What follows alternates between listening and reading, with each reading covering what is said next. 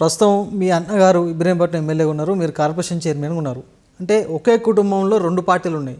ఈ విధంగా ఒకే కుటుంబంలో రెండు పార్టీలు ఉండడం వల్లనే జీవన్ రెడ్డి గారు లాంటి సీనియర్ కాంగ్రెస్ నాయకులు బీఆర్ఎస్ పార్టీకి వెళ్ళాల్సిన పరిస్థితి ఏర్పడింది అనేసి కొంతమంది అంటున్నారు. ఇప్పుడు మల్లెడ్డి రంగారెడ్డి గారు ఎమ్మెల్యే ఉన్నారు.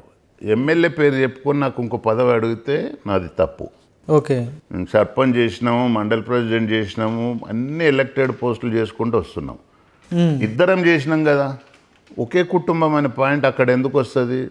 మా ఏఐసిసి ప్లీనరీలో కూడా క్లియర్ కట్గా చెప్పారు, 5 ఏళ్ళ కంటే బిఫోర్ ఏదన్నా ఎలక్టెడ్ పదవి ఉన్న వాళ్ళకి వాళ్ళకు ఒకే కుటుంబం 2 పదవులు అన్నది వర్తించదనేది. నేను ఒక ఏరియాకి చేసుకుంటూ వచ్చిన, ఆయన ఒక ఏరియా. ఇప్పుడు ఇలా ఇబ్రాహీంపట్నం ఏం చేస్తున్నా, నేను ఎల్బీ నగర్ చేస్తున్నా 5 సంవత్సరాల నుంచి. ఓకే, గతంలో 2001-2 నుంచి ఇప్పటిదాకా మేము పనిచేస్తూనే ఉన్నాం, ఎలక్టెడ్ పోస్టులలో చేసినాం. మాకు ఇద్దరు అనేది ఎందుకు వస్తుంది?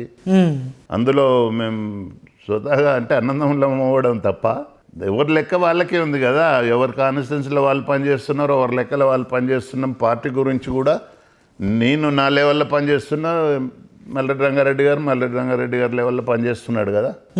మరి అప్పుడు ఇద్దరు అనేది ఉండదా? ఎవరైనా చెప్పేటోళ్ళు ఇప్పుడు నువ్వు ఎవరో చెప్తున్నారు అంటున్నావు, వాళ్ళని ఒక్కసారి నువ్వే అడిగేది ఉంటుంది. మరి ఇన్ఛార్జ్ వచ్చినప్పుడు మరి మీరు ఇంటి చుట్టూ తిరిగి ఇన్ఛార్జ్ కావాలని అడిగినారు కదా, ఇవాళ ఎందుకు మాట్లాడుతున్నారని అడగకూడదు? అవునా కదా?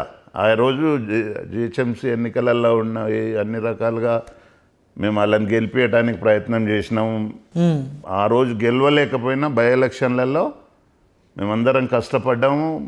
పార్టీ అంతా కష్టపడ్డది, రేవంత్ రెడ్డి గారు కష్టపడ్డారు. బై ఎలక్షన్లలో బీజేపీ సీటును మేము, వాళ్ళు బీఆర్ఎస్ బీజేపీ ఒక్కటైతే కూడా మేము కాంగ్రెస్ పార్టీ గెలుచుకోగలిగింది. కాంగ్రెస్ పార్టీ అంతా కష్టపడ్డది. అట్లుంటుంది తప్ప ఈ ఇద్దరు ముగ్గురు అనేది అది ruled out. Right. Jeevan Reddy అంశాన్ని ఏ విధంగా చూస్తారు? ఇప్పుడు జీవన్ రెడ్డికి దాదాపు 10-12 సార్లు బీఫామ్ ఇచ్చింది కాంగ్రెస్ పార్టీ. సీనియర్ నాయకుడు, కాంగ్రెస్ పార్టీకి లాయల్గా ఉన్నాడని ఏం డౌట్ లేదు.